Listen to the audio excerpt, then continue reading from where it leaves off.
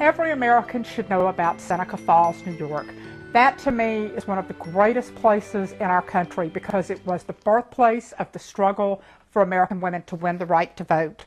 The pioneer suffragists, and the correct term is suffragist, not suffragette, the British were suffragists, and they were radical, so the American women didn't want to be known as radical, and so even though what they were proposing was radical at the time, they called themselves suffragists. The men who supported women trying to obtain suffrage were also suffragists. The pioneer suffragists included Susan B. Anthony, Elizabeth Cady Stanton, Lucy Stone, Julia Ward Howe, Carrie Chapman Catt, and Alice Paul. Now, let me tell you a little bit about Susan B. Anthony.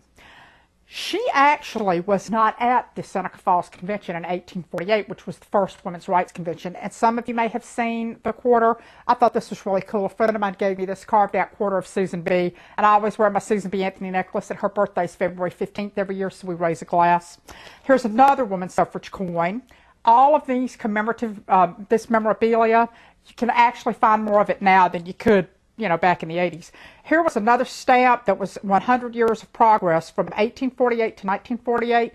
This stamp featured Lucretia Mott, Carrie Chapman Catt, and Elizabeth Cady Stanton. Elizabeth Cady Stanton was really cool. She was married, 7 kids. Can you believe the things she accomplished? She was the one who wrote the speeches and encouraged Susan B. Anthony. The two of them were introduced in 1851 by Amelia Bloomer. And you all might have heard that name about the pants.